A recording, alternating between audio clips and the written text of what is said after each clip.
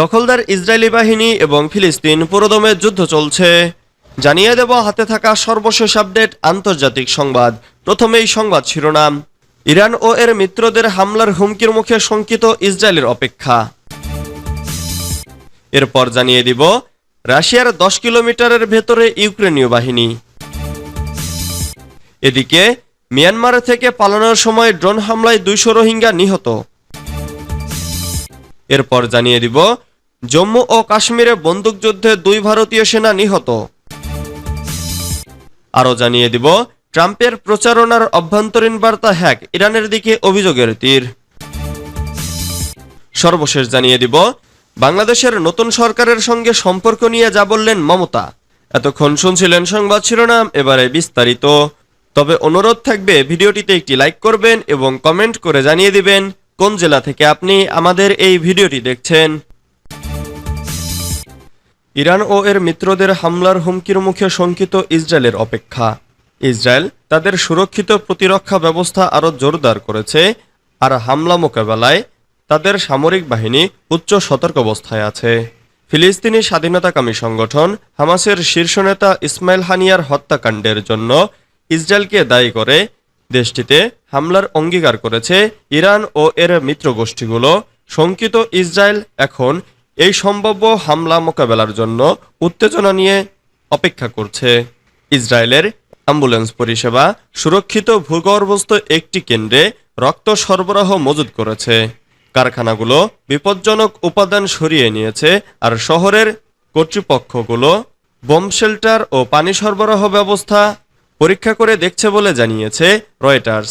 গত বছরের অক্টোবরে গাজা যুদ্ধ শুরু হওয়ার পর থেকে ইসরায়েল তাদের প্রতিরক্ষা ব্যবস্থা সুরক্ষিত করতে শুরু করে, আর তারপর থেকে এক্ষেত্রে অনেক প্রস্তুতি নিয়েছে তারা।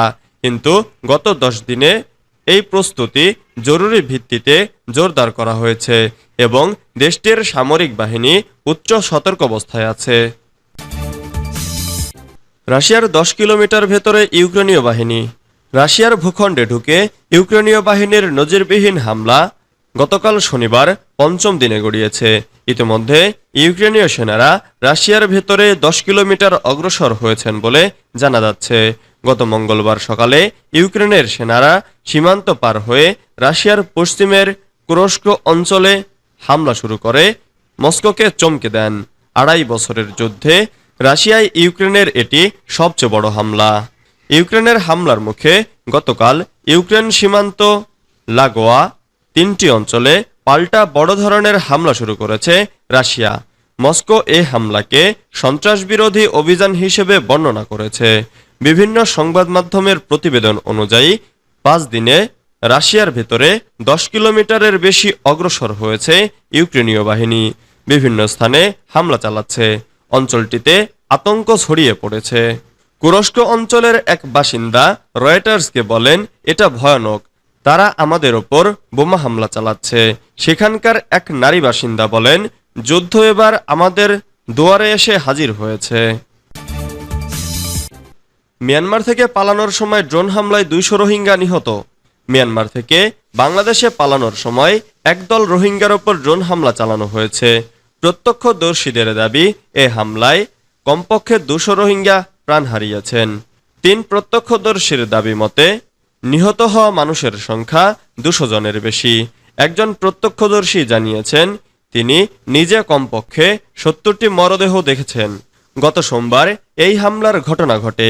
হতাহত রোহিঙ্গারা বাংলাদেশে অনুপ্রবেশের জন্য সীমান্তে অবস্থান করছিলেন।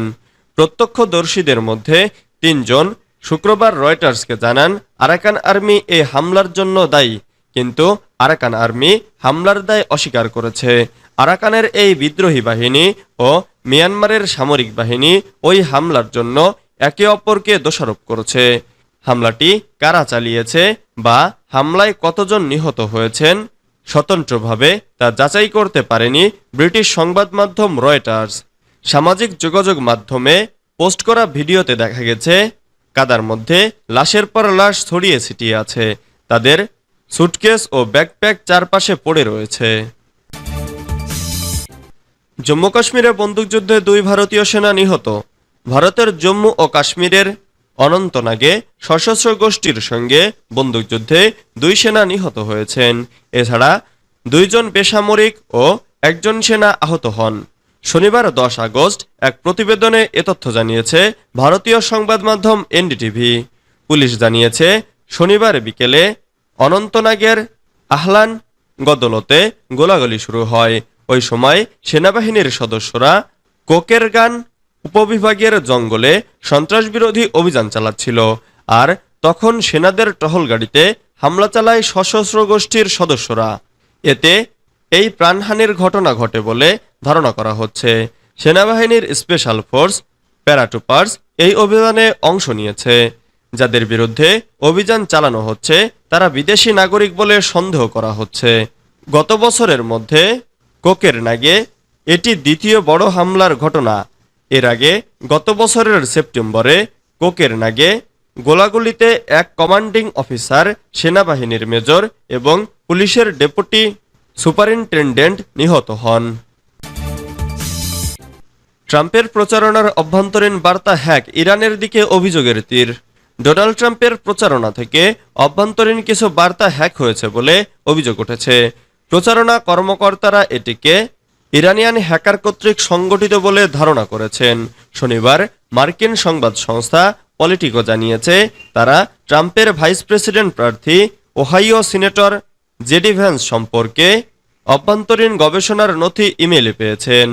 প্রচারণা একজন মুখপাত্র বিবিসিকে জানায় এই নথিগুলো অবৈধভাবে শত্রুভাবাপন্ন বিদেশি সূত্র থেকে সংগ্রহ করা হয়েছে। 2024 সালের নির্বাচনে হস্তক্ষেপ করার জন্য এগুলো হ্যাক করা হয়েছিল। পলিটিকো দাবি করেছে তারা নথির প্রমাণ নিশ্চিত করেছে, তবে বিবিসি স্বাধীনভাবে সেই দাবিগুলো যাচাই করতে পারেনি। এই হ্যাকিংয়ের ঘটনার সঙ্গে ইরানিয়ান হ্যাকার বা ইরান সরকারের সম্পৃক্ততার কোনো প্রমাণ প্রচারণা কর্মকর্তারা দেননি। তবে মাইক্রোসফটের একটি প্রতিবেদন অনুযায়ী জুন মাসে এক নাম না জানা মার্কিন প্রেসিডেন্ট প্রার্থীর প্রচারণায় ইরানিয়ান হ্যাকাররা একটি স্পিকার ফিশিং ইমেল পাঠিয়েছিল, যা প্রচারণার সঙ্গে মিলেছে বলে দাবি করা হচ্ছে। বাংলাদেশের নতুন সরকারের সঙ্গে সম্পর্ক নিয়ে যা বললেন মমতা। শান্তিতে নোবেলজয়ী অধ্যাপক ডক্টর মোহাম্মদ ইউনূসের নেতৃত্বে বাংলাদেশে গঠিত হয়েছে নতুন অন্তর্বর্তীকালীন সরকার। নতুন সরকারের শপথ গ্রহণের পরই ডক্টর ইউনূসকে অভিনন্দন ও শুভেচ্ছা জানিয়েছেন পশ্চিমবঙ্গের মুখ্যমন্ত্রী মমতা বন্দ্যোপাধ্যায়। এ সময় বাংলাদেশের সঙ্গে সম্পর্ক আরও উন্নত হবে আশা প্রকাশ করেছেন তিনি। শুক্রবার 9 আগস্ট পশ্চিমবঙ্গের মুখ্যমন্ত্রী মমতা বন্দ্যোপাধ্যায় তার সামাজিক যোগাযোগ মাধ্যমে লিখেছেন, বাংলাদেশের অন্তর্বর্তীকালীন সরকারের প্রধান ডক্টর ইউনূস সহ যারা দায়িত্ব গ্রহণ করেছেন